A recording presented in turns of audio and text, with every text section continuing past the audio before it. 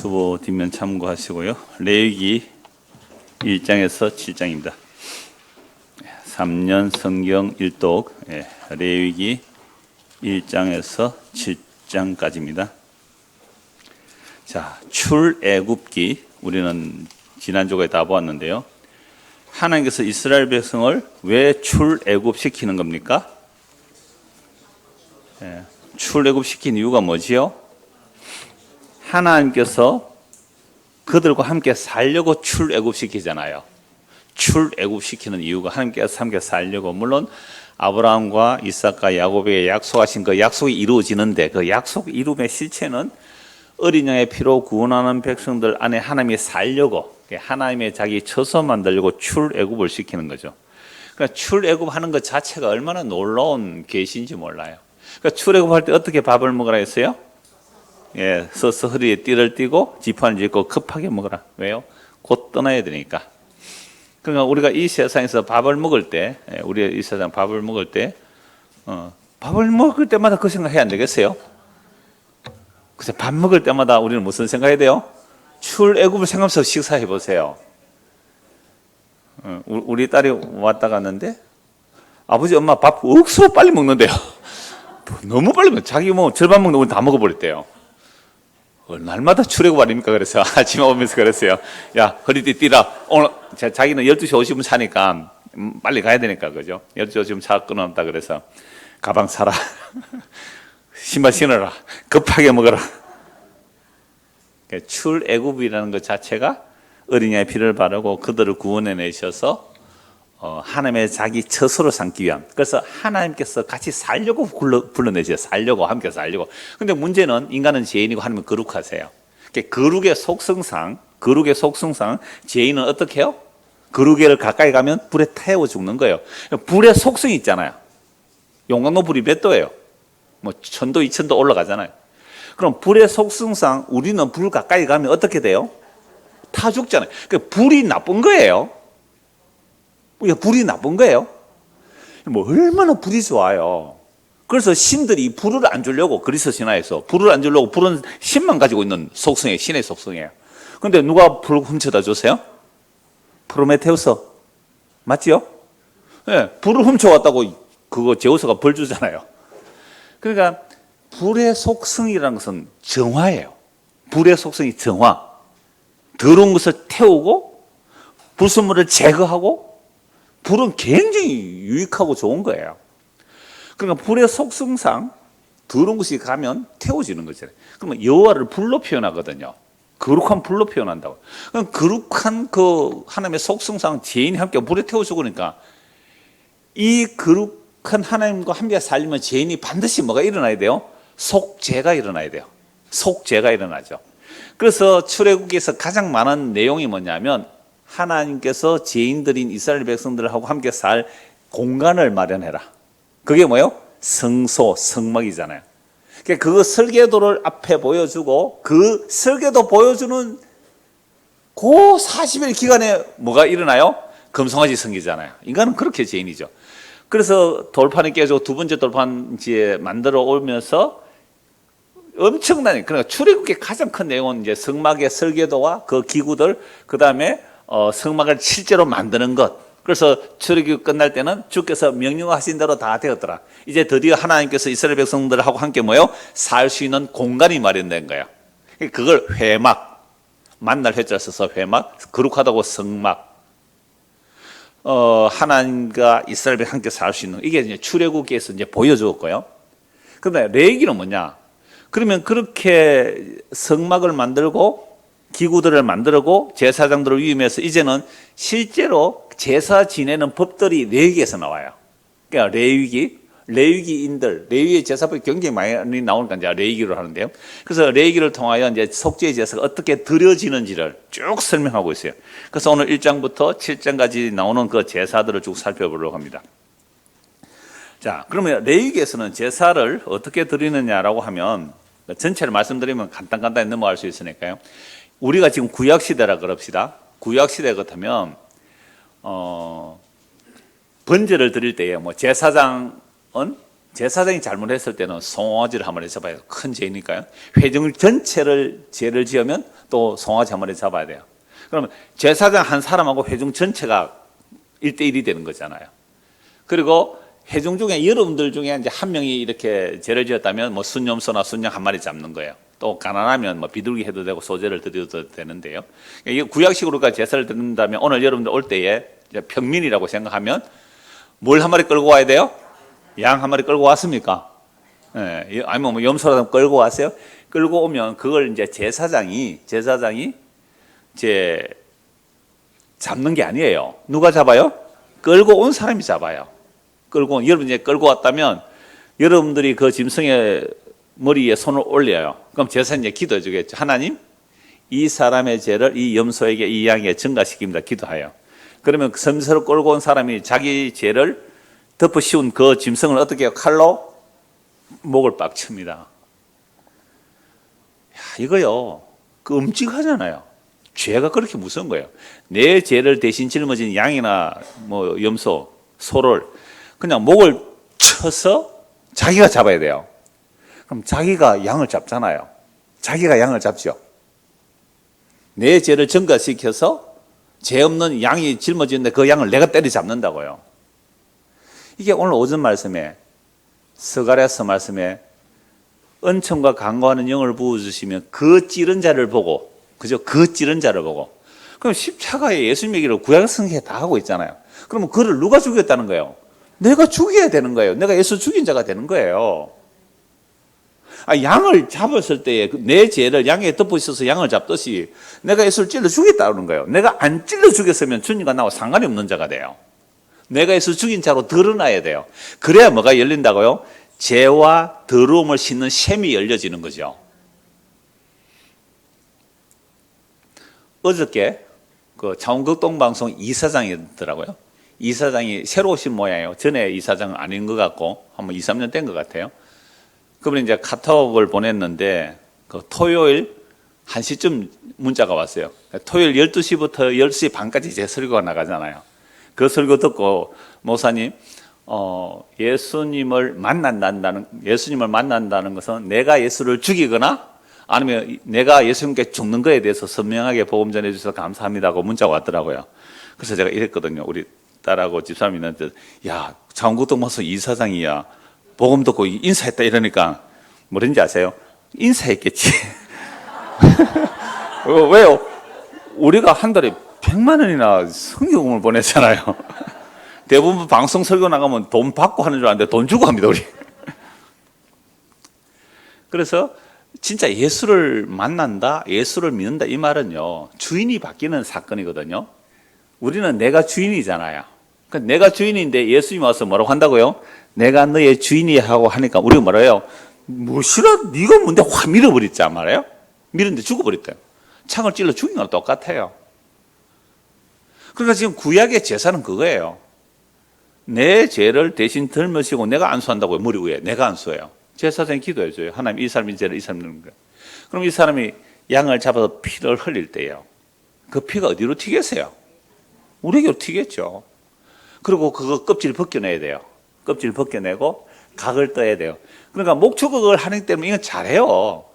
그런데 몽골의 그 사람들 옛날에 다큐를 만들어 보니까 어린애들도요, 가죽 착 벗겨내요. 피 한 방울 안 흘리고 가죽 착 벗겨내요. 물론 피는 이제 목을 잘라 피는데 그 피를 그냥 마셔요. 물처럼. 꼬맹이도 뻘겋게 막 이런 거 있잖아요. 먹고 맛있다고 막 피처럼 막 먹던데. 그 꼬마들이 그러더든요. 그러니까 그렇게 잡아서 각을 뜨고 기름을 분리해요. 그래서 기름은 태워드리고, 번제가 그래요. 특별히 속죄제는요, 기름은 분리해서 태워드리는데 껍질과 똥, 내장, 뿔, 정강이, 다리 이런 몽땅 다 어디에 나가요? 밖에 불을 태워서 이렇게 제물로 드리라라는 거죠. 그래서 1장은 번제고요, 2장은 소제고요, 3장은 화목제고요, 4장은 속죄제를 드리는 규례고요. 그 다음에 5장은 또 속건제가 나오고요. 그 다음에 이제 6장 넘어가면 이제 제사장들이 어떻게 속죄제와 그 규례를 드리는가. 앞에 나오는 것을 화목제는 이렇게 드리라, 속죄제는 이렇게 드리라 라는 내용이 이제 7장까지 쭉 나오는 겁니다. 그래서 이제 다시 이제 1장부터 보십시오. 레위기 1장 1절에서 17절까지는요. 번제에 관해서 말씀드리죠. 번제가 뭐예요? 태울 번제거든요. 그래서 솔로몬이 1천 번제를 드렸다 하니까 그 번제가 무슨 번제예요? 1번지, 2번지 하는 그런 번제가 아니고 태울 번제예요. 그러니까 1000마리를 태워서 번제로 드려요. 그러니까 1000마리를 태우니까 한꺼번에 1000마리 못 태우면 한 2, 3일 걸릴 거 아니에요. 재단에 좁으면. 그러니까 1000마리를 드렸다 하는데 2000번으로 해가지고 2000번 헌금 드렸어요, 안 드렸어요, 여러분들? 그 정도 해봐야 좀 열심히 조금 했다라는 정도죠. 그래서 1000번 나와서 헌금하는 이렇게 많이 하는데요. 아니 1000마리를 태워서 드린 거예요. 자, 그래서 번제를 드리는데요. 그래 불로 태워서 드린다고 해서 무슨 제사라고도 해요? 화제, 불화자를 써서 화제라고 하는데요. 그러니까 번제면은 소나 양이나 염소 중에 흠는 수컷으로 드리는데 사람이 방금 말씀대로 그 짐승의 머리에 안수하고 그 짐승을 잡아서 피를 받아서 피를 제단에 뿌리고 사방에 뿌리고 제단 사방에 뿌리고 가죽 뿌리고 가죽 제사에 넘기면 제사장은 뭐요? 불 피워놓고 그 기름 받아서 불로 태워 드리는 거죠. 자, 그런데 이 번제를 드릴 때 가난한 자는요 비둘기를 드려도 되고 나중에 뭐 가루 한 움큼 드려도 되는데요. 자, 이런 번제는 율법 이전에도 있었어요. 이런 율법 이전에 번제 최초로 드린 사람 누구예요? 아벨이죠. 양으로 제사를 드려요. 양으로. 아벨이에요.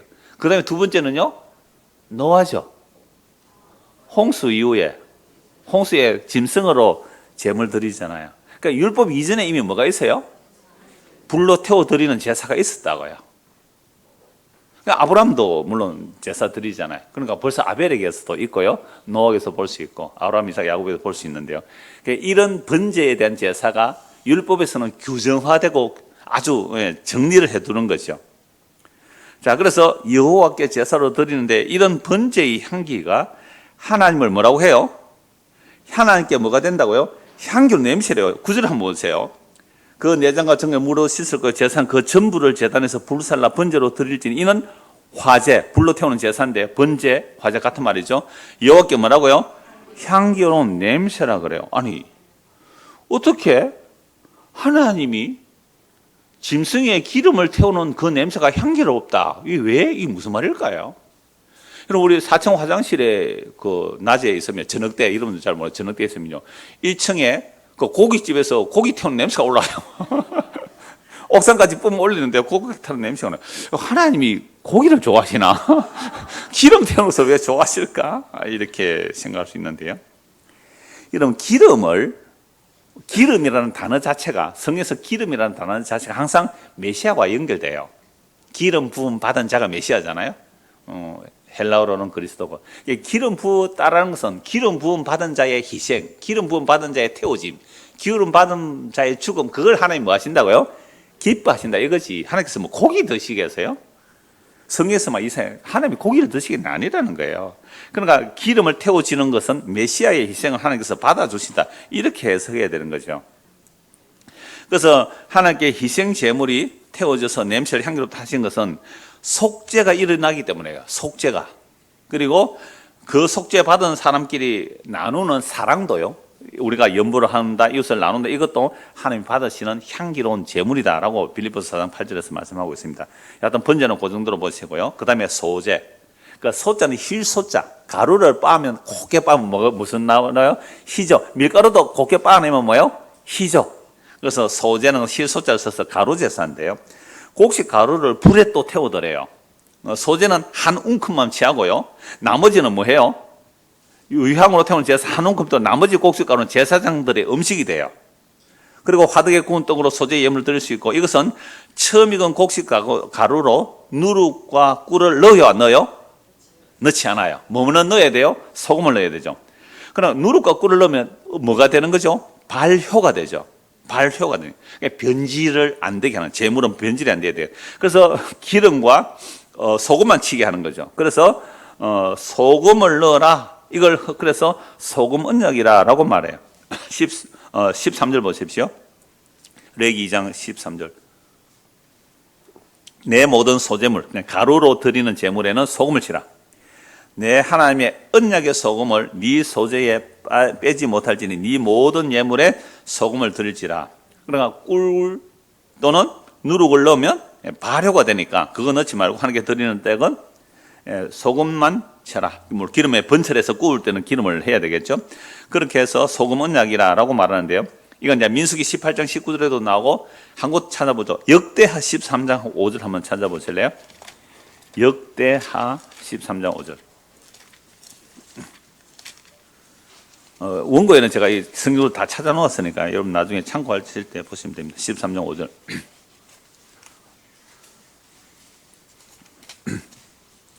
자, 이스라엘 하나님 여호와께서 소금 언약으로 이스라엘 나라를 영원히 다윗과 그의 자손에게 주신 것을 너희가 알 것 아니냐. 하나님께서 다윗에게 언약할 때 뭐라고 해요? 내가 너의 왕위를 사울처럼 빼앗지 않고 영원히 견고하게 하겠다 이렇게 약속하셨잖아요. 그러니까 이걸 무슨 언약이라 그래요? 그러니까 다윗에게 하나님께서 영원히 변치 않겠다라는 것을 소금 언약이라 그래요. 그러니까 소금은 뭐가 안 되죠? 변질이 안 되죠. 희한하죠? 소금은요 수천 년 지나도 변질이 안 돼요. 그리고 우리는 염장식품이 많으니까 우리 한국 음식은요 소금에 푹 절여놓으면 어때요? 안 상해요. 소금에 푹 절여놓으면 안 상해요. 그래서 소금 언약은 변하지 않는 언약이다. 그리고 가루를 드릴 때 소금 치라. 다윗 언약도 이제 소금 언약이라고 하는 것은 변하지 않는 언약이라는 말씀이죠. 그래서 이제 소제, 곡식 가루를 말씀하고 있는데 곡식 가루 제사를 드리는데 그래서 예수님께서 누룩 없는 순전한 떡으로 자기 자신을 드리잖아요. 그러니까 예수님 안에는 뭐가 없어요? 누룩이 없어요. 왜요? 누룩은 바리새인의 교훈이라고 그랬거든요. 부패할 속성, 부패할 것, 이게 누룩이에요. 그러니까 바리새인의 누룩을 주의하라 하면 바리새인의 누룩은 뭐예요? 바리새인의 교훈을 주의하라. 그러면 예수님에는 뭐가 없어요? 바리새인의 누룩이 없죠. 왜요? 성령으로 잉태되신 분이니까. 그래서 예수님의 누룩이 없는 거죠. 그래서 너희 안에 누룩 없는 떡을 먹어라. 이게 성찬식이에요. 그래서 고린도전서 5장 7절에 보면 예수님의 이 생으로 성도는 누룩이 없는 떡을 먹고 마시는 것. 이게 우리는 예수의 살과 피를 먹고 마시는 시간이죠. 이것도 한번 찾아보면 좋겠습니다. 고린도전서 5장 7절 한번 보십시오. 우리가 다음 주 성찬식을 할 텐데요. 고린도전서 5장 7절을 봅시다. 고린도전서 5장 7절. 자, 너희는 누룩 없는 자인데 새 덩어리가 되기 위하여 뭘요? 묵은 누룩을 내버리라. 우리의 유월절 양, 곧 그리스도께서 희생되셨느니라. 우리의 유월절, 구약의 유월절 어린양 예수 그리스도란 말이죠. 그분이 우리의 희생이 되셨기 때문에 누룩을 내버리라. 이 말은 뭐예요? 예수 그리스도의 교훈에 다른 건 내버리라 이 말이잖아요. 이러므로 우리가 명절을 지키되 어떤 명절을 지킨다고요? 묵은 누룩으로도 말고 악하고 악에 찬 누룩으로도 말고 누룩 없이 오직 순전함과 진실함의 떡 누구요? 예수님의 살과 피로서 우리의 명절을 지키는 거죠. 그러니까 우리의 명절은 날마다 오늘도 우리의 명절이죠. 예수의 살과 피를 먹고 마시니까 이게 참된 명절인 거예요. 사람의 생일 그런 거 축하하고 하는 거 아닙니다, 그거. 그래서 예수의 살과 피를 먹고 마시는 것이 진짜 명절이에요. 자, 그 다음에 3장입니다. 레위기 3장. 1절에서 17절. 오늘 화목제물 제가 좀 많이 보려고 해요. 나중에 신약까지 좀 찾아보려고 하는데요. 3장 1절에서 7절. 화목 제사인데요. 화목제. 이 굉장히 범위가 넓어요. 화목제물의 범위가 넓은데요. 제사법은 번제와 같습니다. 나머지 제물 태우고 하는 건 똑같은데요. 자, 그런데 그 드린 제물에 속죄제는 고기를 먹을 수 있어요, 없어요? 못 먹어요. 속죄제는 못 먹어요. 근데 화목제는 드리는 사람도 먹을 수 있어요. 제사도 함께 먹고 잔치예요, 일종의. 그래서 화목제는 함께 먹을 수 있어요. 물론 그 드린 제물에 기름은 구별하여 하나님께 태워드리고 나머지 고기는 제사장이나 또 화목제를 드리는 사람 함께 먹을 수 있어요. 이웃과 함께 먹을 수 있어요. 그러면 화목제는 언제나 무슨 모습을 보여주냐면 언약을 체결하고 나서 언약의 잔치처럼 함께 먹는 거예요. 여러분 하나님 앞에서 시내산 앞에서 이스라엘 백성 대표 장로 70이 하나님의 발 앞에서 뭐 했어요? 먹고 마셨잖아요. 그죠? 먹고 마셨잖아. 그 언약의 잔치, 이게 화목이죠. 하나님과 죄인이 만나려면 속죄가 일어나야 돼요. 속죄 안 하면 다 죽어요. 그래서 먼저 번제, 속죄, 희생제사를 드리고 나서 뭐예요? 먹고 마시는, 이게 화목제예요. 여러분들, 사람과 사람 사이에도 같이 밥을 먹는다는 것은 뭐가 일어나야 같이 밥을 먹는 거예요? 니캉 내캉 원수다 이러면요. 같이 밥 먹자 하면 밥 무시 안 먹어요. 안 먹는다 이랬잖아요. 그러니까 원수끼리 밥을 먹으려면 뭐가 일어나야 밥을 먹는 거예요? 화목이 일어나야 되죠. 화목하고 나서 밥을 먹어야죠. 화목 안 하고 밥 먹으면 어떻게 돼요? 취합니다. 토합니다. 나중에. 화목이 일어나야 밥을 먹어요. 그래서 이 화목제는 사람과 함께 하나님 앞에서 화목제를 드리고 나서 사람과 함께 먹는 거예요. 근데 참 희한한 규례가 있는데요. 물론 화목제 기름은 여기에 드는 음식이라 그러고, 하나님은 어떻게 기름, 아까 얘기했죠. 하나님은 기름 드시는 게 아니에요. 기름 부음 받은 자를 하나님께서 받았다 이거죠. 그래서 여호와께서 고기에 기름을 드시지 않는데 음식이라고 하는 이유는 언약의 잔치죠. 그래서 이러한 화목제는요, 굉장히 범위가 넓은데요. 그 화목제의 제물은 이튿날까지 놔두지 말래요. 그날 다 먹으라 그래요. 그러니까 이게 굉장히 범위가 넓은데 나중에 이제 신약까지 이 화목제 문제를 이제 살펴보기로 하겠습니다. 그 다음에 레위기 4장 1절에서 5장 13절까지. 자, 여기 이제 속죄제를 드려야 할 여러 가지 규례가 나오는데요. 제사장이 범죄하면요, 제사장이 범죄해서 그 백성이 허물이 된다면 수송아지를 한 마리 해야 돼요. 제사장 죄가 크죠? 책임 크죠? 그 다음에 제사장이 안수하고 잡은 후에 그 피를 회막에 뿌리고 성소의장 앞에 7번 뿌리고 회막 안에 향단 뿔들에 바르고 나머지 피는 번제단 밑에 쏟고요. 그리고 속죄 제물의 모든 기름은 번제로 불사르고 나머지 가죽, 고기, 내장, 똥까지 몽땅 어디에 갖다 버려요? 진영 밖에 재버리는 곳에서도 좀 깨끗한 곳에 가서 불에 태워서 불살라 버려요. 그 다음에 제사장, 그 다음에 여호와의 온 회중이, 백성 전체가 이제 죄를 지었다. 그러면 제사장이 드린 제물과 똑같이 수송아지 한 마리예요. 그 다음에 제사의 방법은 같고요. 그 다음에 족장이 죄를 깨닫게 될 때에 순염소를 제물로 드리게 합니다. 4장 21에서 26절. 그 다음에 평민의 한 사람, 제가 앞에서 말씀드렸잖아요. 우리가 그냥 평민이라면 범죄하여 죄를 깨닫게 되면 암염소나 어린 양을 속죄의 제물로 가져와서 드려야 돼요. 그 다음에 그 규례가 또 있는데, 어떤 저주하는 소리를 듣고서도 알리지 않는 죄. 그러니까 어떤 사람이 하나님을 저주하는 소리를 들었는데 그걸 안 알렸다. 그러면 그것도 죄가 되는 거고요. 그다음에 부정함에 관한 것, 맹세를 어긴 일, 그런 것도 다 속죄 제물을 드려요. 그런데 가난하여 제물을 마련할 형편이 못 되면 어떻게 해요? 수송아지 비싸잖아요. 그러니까 5장 7절부터 한번 보십시오. 레위기 5장 7절. 만일 그의 힘이 죄를 지었는데 염소 또는 암소, 염소, 요즘 염소 한 마리 얼마입니까? 비쌉니다. 여러분들 그 동창회 안 가세요? 동창회 가면 염소 한 마리 잡아놓고 족구하고 그러지 않아요? 염소 비쌌단 말이에요. 염소 끌어다가 속죄 드려야 되는데 가난해서 염소는 못 바치면 7절. 만일 그의 힘이 어린 양을 바치는데 미치지 못하면 그가 지은 죄를 속죄하기 위하여 산비둘기 2마리나 집비둘기 새끼 2마리를 여호와께로 가져가되 하나는 속죄제물로 삼고 하나는 번제물로 삼아 대제사장에 가져갈 것이요 제사장 그 속죄제물 먼저 드리되 그 머리를 목에서 비틀어 끊고 몸은 아주 쫓기지 말고 그 속죄제물의 피를 제단 곁에 뿌리고 그 남은 피는 제단 밑에 흘리지. 이건 속죄제요. 그 다음 것은 규례대로 번제를 드릴지니 제사장이 그의 잘못을 위하여 속죄한 적 그가 사함을 받으라. 그런데 세상에 비둘기 한 마리 잡을 형편도 안 돼요. 비둘기도 돈을 주고 사야 되니까 또 나이가 늙어서 힘이 없으면 비둘기 잡지도 못하면 어떻게 해요? 11절. 만일 그의 손이 산비둘기 2마리나 집비둘기 2마리에도 미치지 못하면, 여러분 예수님께서 예수의 부모가 예수를 길래 행할 때 뭘 가지고 가요? 비둘기를 가져가요. 왜요? 가난했으니까. 보통 평민은 순염소 정도 잡아갈 수 있는데 예수님은 가난했어요. 가난한 집안에. 비둘기 잡아갔다. 가장 가난한 자의 예물이에요. 그래서 예수님은 겸손하여, 너희의 왕은 겸손하여 나귀 새끼를 타고 갔다. 그 겸손한 단어가 뭐라고요? 가난하다는 거죠. 예수님께서 가난한 자로 오셨다고요. 그래서 고린도후서에 보면 연보의 정신이 그거예요.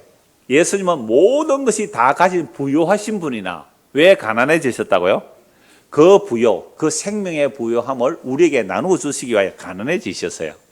그 생명의 부요를 가지고서 다 나눠줘 버렸어요. 하나도 남김없이 완전히 몽땅 불태워 드려지는 번제, 저 속죄제의 번제물로 십자에서 몽땅 다 태워버렸어요. 그 소의 그 똥, 내장, 짐승, 껍데기 할 것 없이 몽땅 불태워 지는 제사가 십자가라는 속죄제예요. 그게 동일하게 뭐가 돼요? 화목제가 돼요. 그게 가난한 자들에게는 가루 한 움큼의 소재가 돼요. 가루 한 움큼. 비둘기 한 마리의 속죄제가 돼요. 그러나 이 구약의 모든 제사를 완벽하게 완성한 자가 예수님 자신이에요. 그래서 우리는 진짜 가난해서 심지어 가루 한 움큼이 없을지라도 십자가 예수님을 바라보고 믿으면 우리의 죄가 소 바친 거나 가루 바친 거나 똑같이 용서돼요. 이런 복음이 세상에 어디에 있어요? 이런 복음이 어디에 있어요? 오늘 입교 문답 할 때에 장로님들이 아이들에게 문답을 묻죠. 쭉 얘기하고 제가 물었어요. 누구야? 너 지금 죽으면 천국 가겠니? 지옥 가겠니? 지금 죽으면 지옥 갈 것 같아요. 너 입교 문답 안 돼? 그게 왜 그 대답을 했는지 제가 알거든요. 내 지금 형태의 꼬라지로는, 내 모습으로는 너 어찌나 줌에도 안 들어왔잖아. 그런데 내 실력으로는 자기는 아무리 생각해도 저 천국 올 자격이 없다는 거죠. 그래서 우리 뜻을 알기 때문에 그래, 지옥 가서 마땅하지. 그런데 너 어떻게 하면 지옥 안 가니? 예수 믿으면 안 가지요. 너 예수님 믿니? 네, 믿어요. 그럼 입교 문답해. 진짜 시험 패스 쉽죠? 예수 믿으면 패스 다 해주네. 예수 믿으면. 그게 은혜죠. 물론 은혜죠. 정말 놀라운 거예요. 11절 만일 그의 손에 산비둘기 2마리나 찌비둘기 2마리도 미치지 못하면 그의 범죄로 말미암아 뭐요? 고운 가루 10분의 1 에바. 여러분 10분의 1 에바는요. 한 에바가 22리터 정도 돼요. 22리터. 그럼 2.2리터 되거든요. 근데 진짜 한 움큼이에요. 한 움큼. 아무리 가내도 요만큼은 가루는 요만큼 있죠, 여러분들. 집안에 살통에 요만큼 살은 있죠. 그만큼. 그거 들고 오라는 거죠.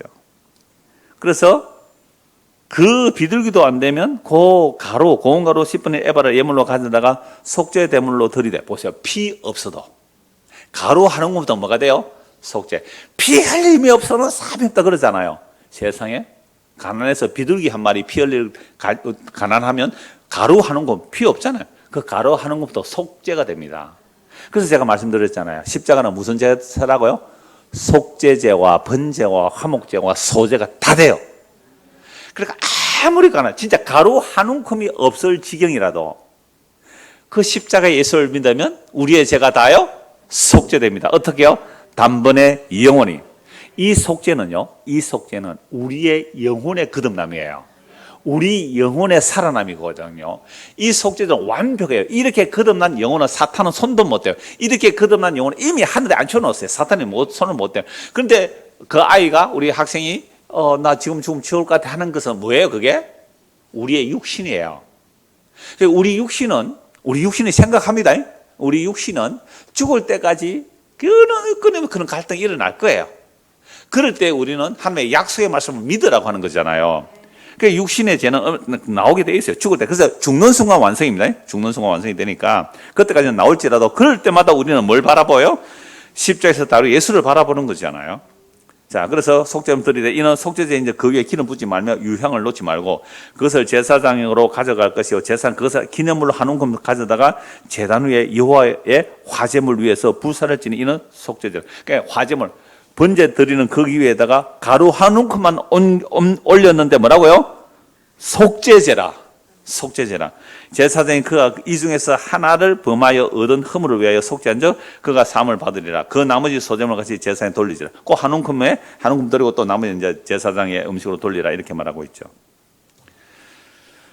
저는요 성경에 이렇게 세밀하게 기록해놓은 이것이 참 은혜예요. 아무리 가난한 자도 무슨 길이 다 열려 있어요?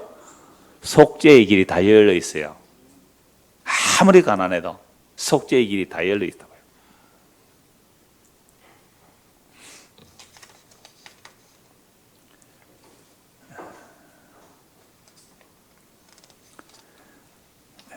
히브리서 한번 찾아보고 나머지 말씀 보도록 하겠습니다. 히브리서 13장 10절입니다.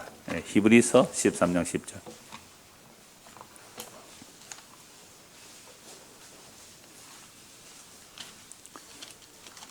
히브리서 13장 10절.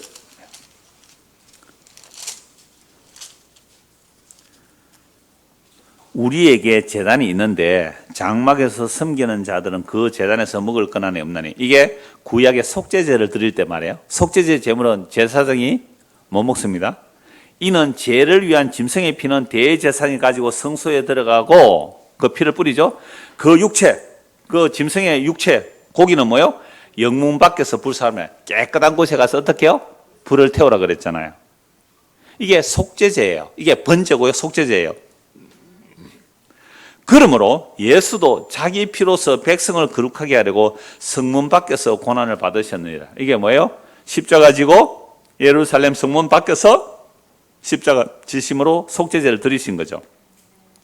그런즉 우리도 그의 치욕을 짊어지고, 그의 치욕이 뭐예요? 십자가를 짊어지고 어디로 가는 거예요? 영문 밖으로 가는 거예요.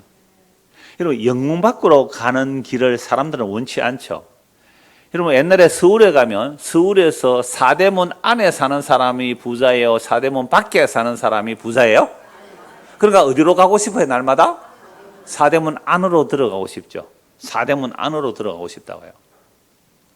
제가 어제 우리 딸이 와서 오랜만에 밖에서 잠시 산책을 한번 한 적이 있는데, 거기 가서 저는 무덤 이런 잘 살펴보는데, 그 무덤인데요. 지금 뭐 제대로 돌보진 않던데, 의금부 도사더라고요. 의금부 도사. 그러니까 비석 씌워놓고 그 부인 이름도 이렇게 배필 이름도 한문으로 이렇게 적었는데 의금부 도사 적어놨더라고요. 그럼 의금부 도사는 뭐 하는 거예요? 오늘날로 말하면 검사예요. 조선시대. 그럼 그런 사람은 어디 살아요? 사대문 안에 살잖아요. 사대문. 물론 뭐 벼슬을 그만두고 고향에 오셔서 그런 무덤을 만들었겠지만은, 그러니까 우리는 끊임없이 사대문 안으로 들어가려서 살아야 성공한다 그러잖아요. 근데 놀랍게도 제가 수요일 그 말씀 드렸잖아요. 아브라함이 어디서 떠나요? 갈대오로. 그게 세계 문명 발상지라는 티그리스 유프라테스 강, 그 발달된 고대 문명의 수도에서 떠나라는 거예요. 이집트도 4대 문명 발상지 맞잖아요. 그죠? 그 이집트에서 떠나라는 거예요. 그래서 어떻게 살았어요? 아브라함, 이삭, 야곱이? 나그네와 외국으로 나그네와 외국으로.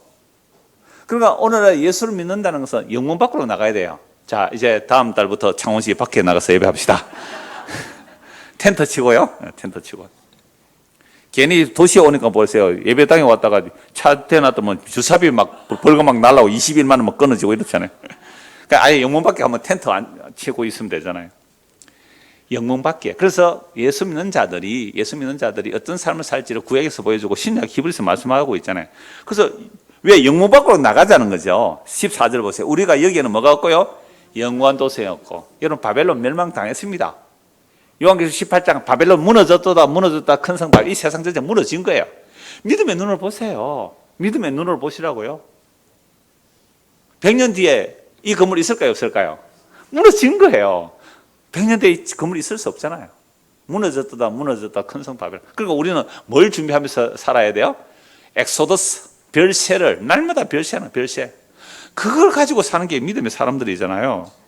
성문 밖에서. 그런즉 우리도 그의 치욕을 짊어지고 어디로요? 영문 밖으로 나가자. 왜 그래야 돼요? 14절 같이 봅시다. 우리가 여기에는 영원한 도성이 없으므로 장차 올 것을 찾나니. 여기는 영원한 도성이 없어요. 장차 올 것을 찾는다고요. 제가 아까 제가 서재에 있는데 찬양 인도를 먼저 하니까 제가 오타를 하나 수정한다고 그 컴퓨터를 켜니까요. 홈페이지 나오는데 세상에 여기서 찬송하는데 제 방에서는 한 5, 6초 늦게 나오더라고요. 그러니까 이게 화면으로 들어가서 그 컴퓨터에서 영상을 만들어서 방송을 내보는데 바로 옆방인데도 5초, 6초 차이가 나더라고요. 그러니까 노래가 두 번 들리는 거죠. 그러니까 제 방에서 들을 때 현재 듣는 일이 여기는 뭐가 돼요? 이미 과거가 돼버리잖아요. 지금 인터넷으로 듣는 분이 있으면 거기는요, 제가 지금 말하는 거기는 이미 저는 여러분들이 볼 때 제가 지금 말하는 순간 여러분들이 볼 때 저는 뭐예요? 과거예요. 그분들이 현재라 그러는데요, 우리가 볼 때는 그 사람들은 뭐예요? 이미 과거로 흘러가 버린 거잖아요. 시간이 그렇게 되는 거잖아요. 그러니까 우리가 이 땅을 볼 때 그런 좀 관점으로 보세요. 와, 아름답다, 뭐 멋있다, 보암직하다, 발전했네. 100년 뒤에는요, 없어요. 그래서 믿음은 보이는 것을 믿는 게 믿음이 아니잖아요. 그래서 우리가 이거는 영어도시 없어요. 세상에 어떻게 대한민국이 무궁해요? 안 무궁합니다. 무궁화가 무궁합니까? 무궁화꽃 안 무궁해요. 무궁화는 지고 또 피고 지고 또 피고 좀 오래 가는 것 같지만 무궁화 한 송이는요 얼마 안 가요. 그리고 무궁화는 진드기가 얼마나 많은지 아세요? 사쿠라꽃 얼마나 빨리 져요. 일본 국화 뭐예요? 사쿠라 아닙니까? 벚꽃 얼마나 빨리 져요. 그러니까 연관도성이 없어요. 그러므로 우리는 같이 갑시다. 15 시작. 그러므로 우리는 예수로 말미암아 항상 찬송의 제사를 하나님께 드리자. 이는 그 이름을 증언하는 입술의 열매이니라. 그럼 찬송의 제사는 또 뭔데요? 예수님의 그 보혈을 찬송할 뿐만 아니라 16절입니다. 오직 선을 행함과 서로 나눠주기를 잊지 말라. 하나님 이 같은 뭐요? 제사를 기뻐하는. 제사 없는데 무슨 제사예요? 그러니까 성도가 서로 사랑하는 거 이게 뭐라고요? 제사라는 거예요. 성도가 서로 사랑하는 제사예요. 이게 화목하게 되어서 일어나는 거죠. 자, 5장 14절에서 6장 7절까지인데요. 14장 5절에서 6장 7절까지인데 속건제를 말해요. 이 건자가 무슨 건자면 허물 건자인데요. 속죄제와 비슷한데 몇 가지 규례가 좀 달라요. 여호와의 성물에 대하여 부지 중에 범죄하면 그래 하나님께 드려야 되는데 잊어버렸단 말이에요. 여러분 지난달 헌금 다 했어요? 잊어버렸어요? 잊어버렸다면 어떻게 해야 돼요? 5분의 1을 더 했어야 됩니다. 잊어붙이라 이 말입니까? 그러니까 그런 식의 속건제예요. 성물에 대하여 보상해야 되는 것 5분의 1을 더해 제사에 가져가요. 그런데 전당물을 속이거나 도둑질을 한 것이나 착취한 것이나 이런 물건을 주었는데도 사실을 부인하거나 하는 것들을 다 주인에게 돌려보내는데 뭘 더해라고? 5분의 1을 더해라고요.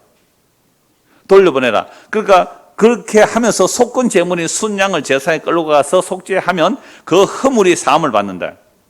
그러니까 속건제는요 여호와께 드리는 성물이나 이웃의 재산에 관한 거예요.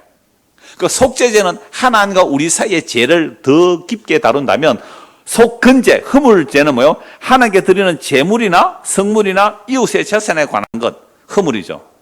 그래서 우리는 무엇으로 죽은 사람이에요? 허물과 죄로. 허물과 죄. 그 허물도 뭐예요? 허물도 죄와 똑같아요. 하나님의 관계, 이웃과의 관계에서 허물의 죄. 그래서 허물과 죄로 죽었던 우리를 살리셨다. 에베소 2장 1절에 보면 허물과 죄로 죽었던 우리를 살리셨다라고 말씀하고 있죠. 그래서 이게 속건제가 되는 겁니다. 그 다음에 레위기 6장 8절부터 38절까지 7장 38절까지 7장 38절까지 있는데 간단히 요약하면 이렇습니다.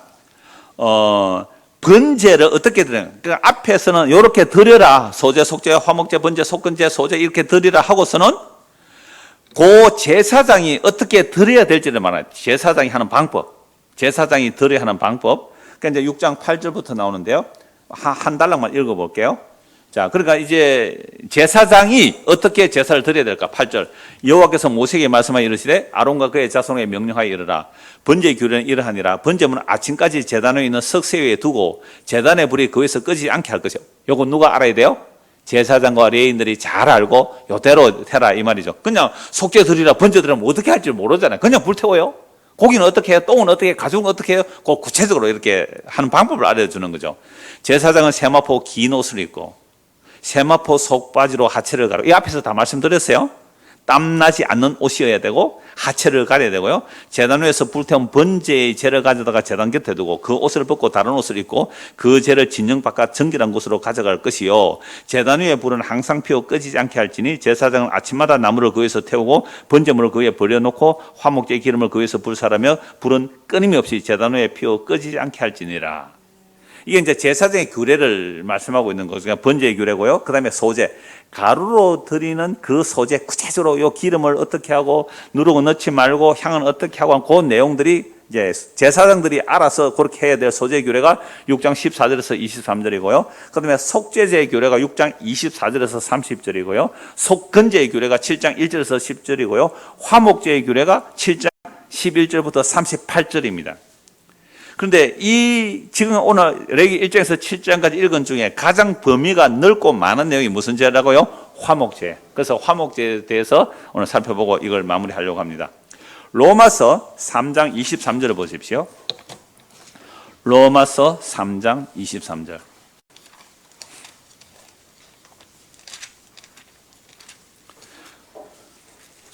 로마서 3장 23절.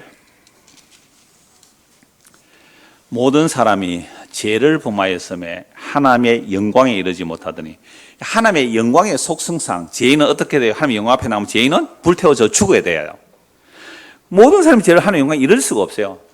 모세조차도 지난주에 보니까 어떻게 하나님이 지나가요? 바위 틈에 손으로 가리고 하나님의 후광만 보도록. 모세조차도. 그러니까 죄를 범하여서 하나님의 영광에 이르지 못하는데, 그리스도 예수 안에 있는 속량으로 말미암아 하나님의 은혜로 값없이 의롭다 하시면 얻은 자 되었느니라. 우리는 너무 가난해요. 죄를 갚아낼 방법이 없어요. 여러분, 죄의 삭은 사망이잖아요. 그럼 죄의 삭은 사망이기 때문에 피 흘려야 돼요. 그러니까 물론 속죄제가 들어갑니다만은 우리가 어떤 자격으로 드릴 게 하나도 없다 이 말입니다. 그러니까 값없이 주셔야 돼요. 속량은 값없이. 왜요? 예수님께서 속량해 주시는 거죠. 죄의 빚에서 갚아줘. 자기 피로 갚아줘. 값없이 없다 하시면 얻은 자 되느니라. 이 예수를 하나님이 뭐래요? 그의 피로서 뭘 세웠다고요? 그의 피를 믿는 믿음으로 말미암는 화목제물. 예수의 피 흘렸어요. 우리는 뭐 하면 돼요? 믿어요. 그럼 뭐가 드려진 거예요? 화목제물로 드려져요. 얼마나 놀라워요. 우리는 태어날 때부터 하나님과 원수였어요. 그러면 원수된 우리가 하나님께 제물 들고 가서 하나님 좀 잘 봐주이소, 이래야 되는 거 맞지요? 여러분들이 누가 굉장히 악한 잘못을 했어요. 뭐 그 경제적이든지 무슨 뭐 손해를 끼쳤다면, 나에게 원수짓을 한 사람이 와가지고 집사님 내가 참 잘못했어요. 전에 내가 참 잘못했어요. 집사님 이거 선물 좀 받으시고 내하고 좀 잘 지냅시다 하려면, 내가 집사님이 잘못, 내가 가서 뭐 재물을 들고 빌어야 되잖아요. 근데 세상에 피해 입은 자가 가해자에게 화목 재물을 들고 오네요. 세상에 이런 법이 어디 있어요? 이런 법이 성경에 있다니까요. 아니, 가해자가 피해자에게 잘못했습니다 사고를 해야지, 세상에 피해자가 가해자에게 화목 제물을 들고 오는 이런 법이 세상에 어디 있어요? 아니, 일본 사람들은 우리 보고 잘못했다 그래야 돼요? 우리가 일본 보고 잘못했다 그래야 돼요? 그래, 우리 대통령이 얼마나 통이 큰지 우리가 가서 잘못했다 그러잖아요.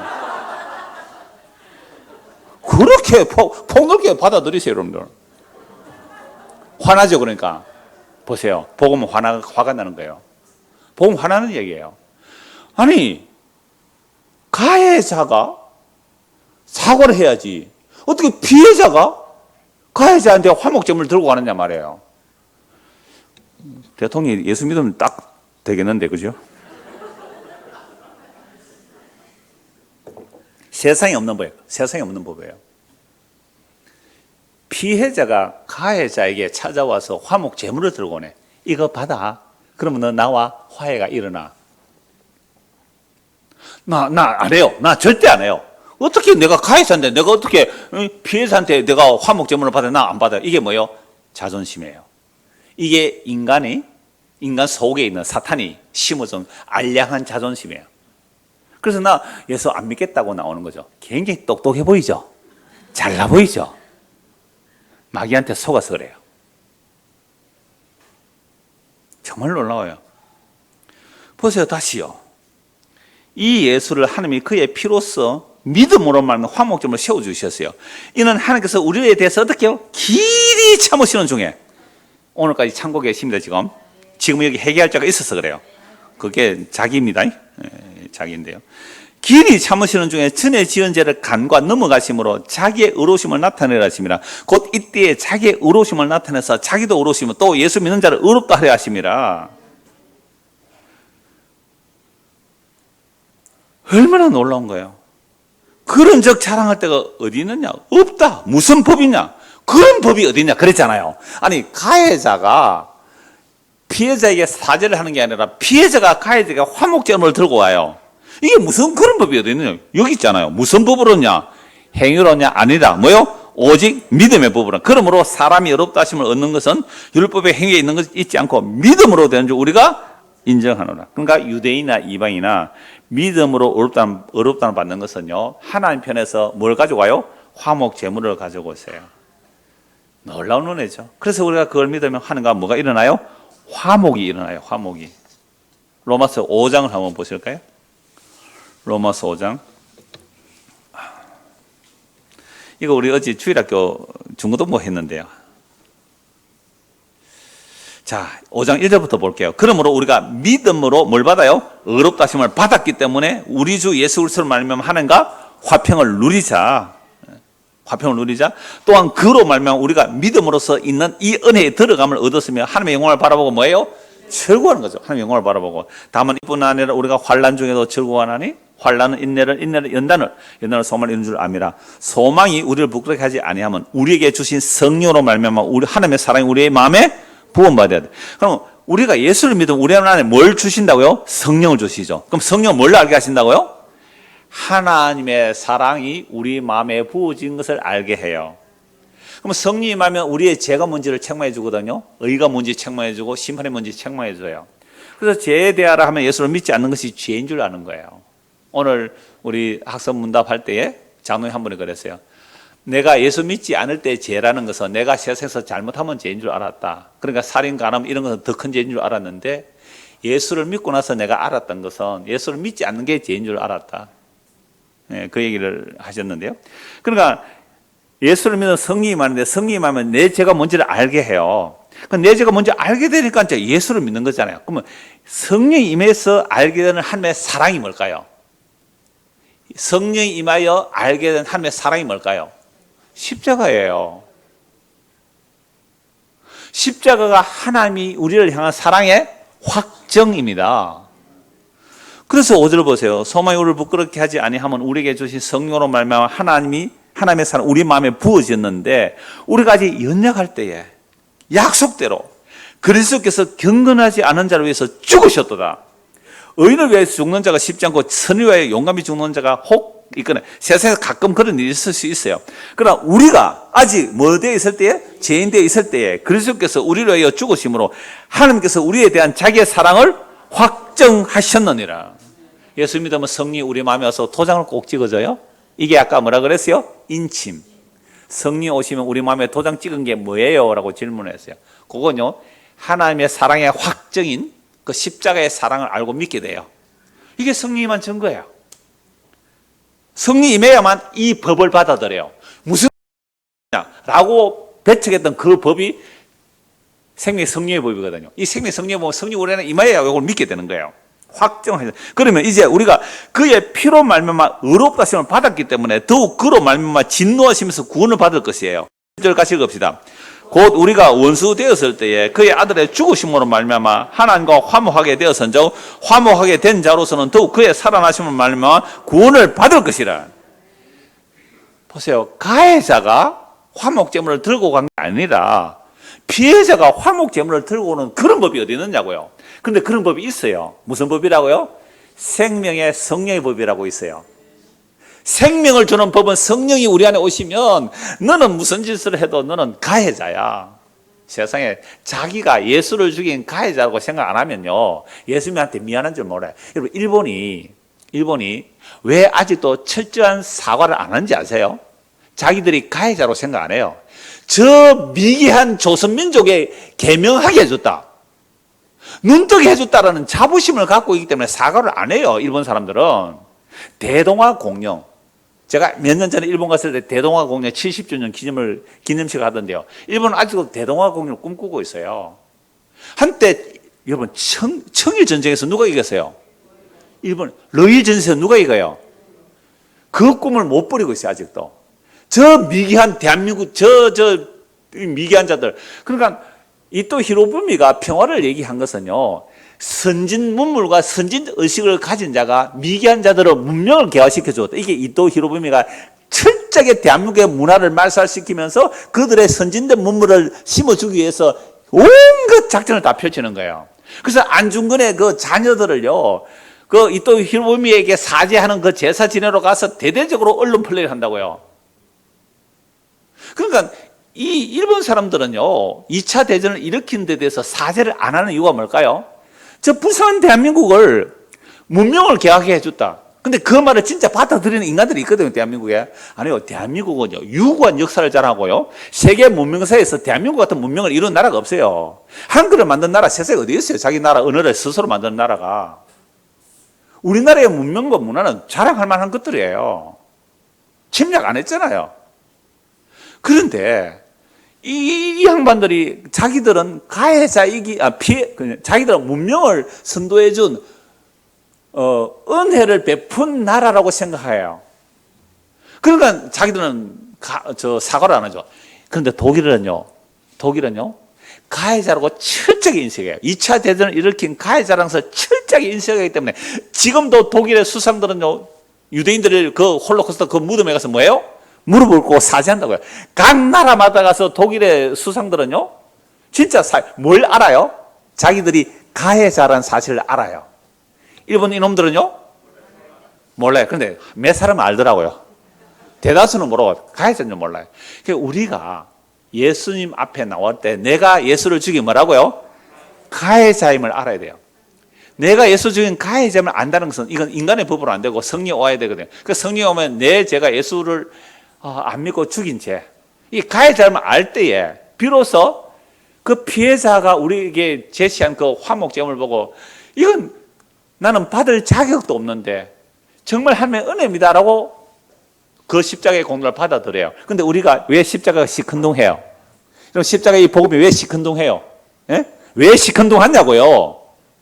내가 가해자라는 인식을 안 하고 살아요. 여러분, 언제 한번 나는 예수 죽인 죄인 하고 살았어요? 언제 한번 내가 예수 진짜 죽인 죄인 맞습니다, 내 죄가 예수 죽인 죄인입니다, 내가 가해자입니다 라고 인식하고 살았느냐고요? 성령 아니면 안 돼요. 성령이 와야 내가 찌른 그를 내가 죽였군요 하고 애통하고 강구하는 영이 부어져야죠. 그럴 때에 범사가 감사해요. 범사가. 근데 내가 가해자라고 인식을 안 해요. 가해자라고. 그러니까 가해자라고 인식을 안 하는데 피해자가 화목제물 들고 왔어요. 시큰둥해. 뭐 예수 피고 뭐하노 이거? 뭐 십자가 뭐하노 이거? 나 이거 원하지 않아. 나는 더 건강하고, 나는 더 부자되고, 나는 더 이름이 높아지고, 나는 더 내 명예가 커지고, 이거 원하지. 누가 십자가 달라고 그래서? 뭘 인식 못해요? 가해자임을. 내가 하나님을 죽인, 하나님을 살해한 가해자임을 인식 못해요. 이거요, 우리의 모습이에요. 우리의 모습. 내가 가해자가 아니라는 거예요. 가해자가 아니니까 감사도 못 하잖아요.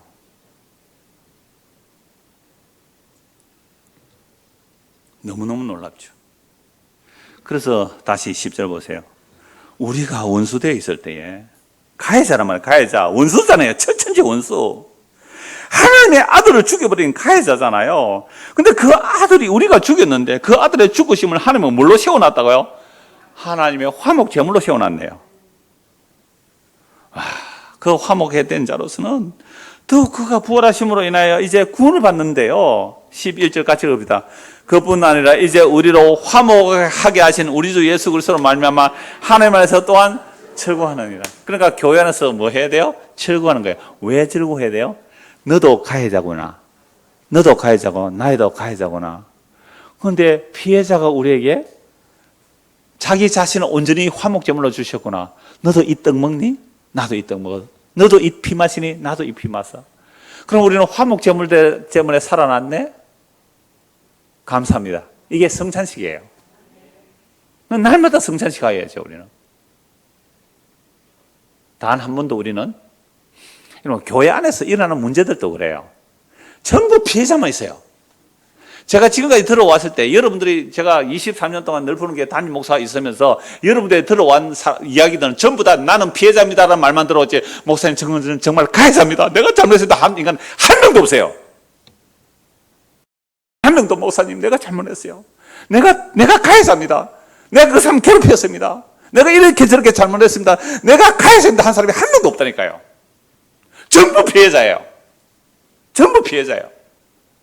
그 사람이 나에게 상처 주고 저 사람이 나를 어떻게 하고 전부 피해자만 가득해요. 피해자만 가득해요. 우리가 가해자예요. 누구를? 하나님을 이웃을 죽인 가해자라고요. 그런 가해자에 의하여 죽임당한 하나님의 아들 예수가 우리의 화목 제물이 되었어요. 어찌 그 살과 피를 맹숭맹숭한 마음으로 먹고 마셔요? 예? 밋밋한 마음으로 살과 피를 먹고 마셔요. 나는 당신을 찔러 죽였는데 당신의 살찌가 피 흘리심이 나의 영원한 생명 양식이 되고 나의 속죄 제물이 되고 나의 화목 제물이 되셨군요. 이게 성찬식이에요. 단 한 번도 가해자라고 생각 안 하고 살았던 사람 우리예요.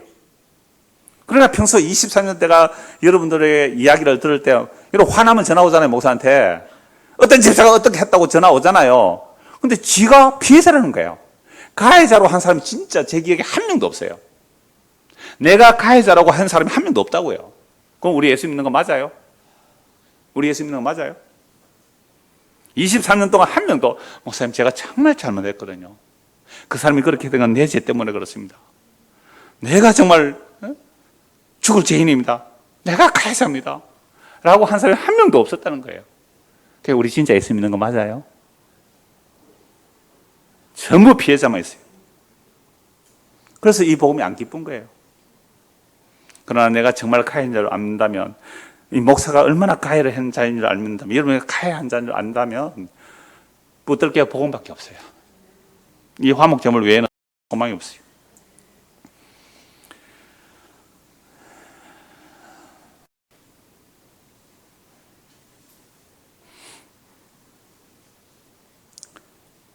시간이 다 돼서 한 곳만 보고 마무리할게요. 요한일서 4장 10절입니다.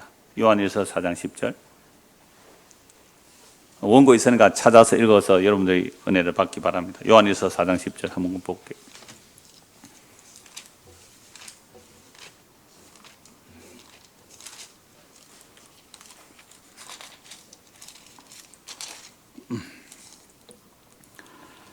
사랑은 여기 있으니 우리가 하나님을 언제 하나님 사랑했어요? 우리가 하나님이 우리를 사랑하사 우리 죄를 속하기 위하여 뭐요? 화목제물로 그 아들을 주셨습니다. 7절부터 볼게요. 사랑하는 자들아 우리가 서로 사랑하자. 사랑은 사람에게 나올 수가 없어요. 사랑은 어디에 속했어요? 하나님께 속한 것이니 하나님께 속한 그 사랑을 성령을 통해 부어진 자들마다 뭘 해야 돼요? 사랑해요. 형제자매를 사랑할 수밖에 없잖아요. 너도 나도 가해자인데 피해자가 화목제물을 우리 주셨다는 그 사랑받았다면 서로 사랑하는 거예요. 하나님을 알고 이런 자들이 하나님께로 나온 자들이에요. 하나님을 알고 사랑하지 않는 자요. 하나님을 알지 못해요. 아직도 내가 피해자인 줄만 안다면 진짜 우리는 하나님 사랑 모르는 거예요. 하나님의 사랑이라 하나님의 사랑이 우리에게 이렇게 나타낸 바 되셨으니 하나님이 자기의 독생자를 세상에 보내시면 그로 말미암아 우리를 살리려 하심이라. 사랑은 여기 있으니 우리가 하나님을 사랑한 것이 아니요 하나님이 우리를 사랑하사 우리 죄를 속하여 위하여 화목제물로 그 아들을 보내주셨습니다. 사랑하는 자들아 하나님이 이같이 우리를 사랑하셨은즉 우리도 서로 사랑하시 마땅하다. 어떤 사랑일까요? 나도 가해자요 너도 가해자요 너도 나도 하나님의 온수된 자였는데 하나님의 화목제물로 인하여 속죄가 일어나고 그리스도의 몸이 되고 그 영광의 성만을 바라보고 있다는 이것 하나로 서로 사랑하는 게 형제자매의 교제예요. 이게 성도의 교통함이라고요. 어느 때나 하나님을 본 사람이 없어요. 만약 우리가 서로 사랑하면 하나님 우리 안에 거하시고 그의 사랑이 우리 안에 온전히 이루어져요. 하나님 어떻게 보아요? 너도 나도 예수의 화목제물로 서로 사랑할 때 그때 하나님의 사랑이 우리 안에 있다는 것을 알게 된다는 거잖아요. 18절 사랑 안에는 뭐가 없어요? 두려움이 없어요. 온전한 사랑이 두려움을 내쫓나니 두려움은 형벌이 있습니다. 두려운 자는 사랑 안에서 온전히 이루지 못합니다. 우리가 사랑하면 그가 먼저 우리를 사랑하셨습니다. 누구든지 하나님을 사랑하노라 하고 그 형제를 이는 거짓말하는 자니 보는 바 그 형제를 사랑하지 아니하는 자는 보지 못하는 바 하나님을 사랑한다는 거 거짓말입니다. 우리가 이 계명을 주께 받았나니 하나님을 사랑하는 자는 또한 그 형제를 사랑할지니라. 기도하겠습니다. 하나님 아버지, 피해자인 줄 알았습니다. 그러나 말씀을 보니 우리가 하나님을 살해한 가해자였습니다. 이런 가해자를 위하여 피해자인 하나님이 사람이 되셔서 자신의 살찌성과 피 흘리심, 그 놀라운 십자가라는 사랑으로 우리에게 찾아온 화목제물이 되셨습니다. 그 화목제물인 예수님을 믿는다면서도 아직도 우리는 형제를 미워하며 살아갑니다. 이게 어떻게 이런 일이 일어날 수 있습니까? 주여, 우리를 불쌍히 여기시고 주께서 우리에게 화목제물이 되어주신 그 화목의 사랑을 가지고 그 받아서 그 사랑받아 우리도 사람으로 살아가는 은혜를 허락하여 주시옵소서. 예수 그리스도 이름 받들어 기도드리옵나이다. 아멘.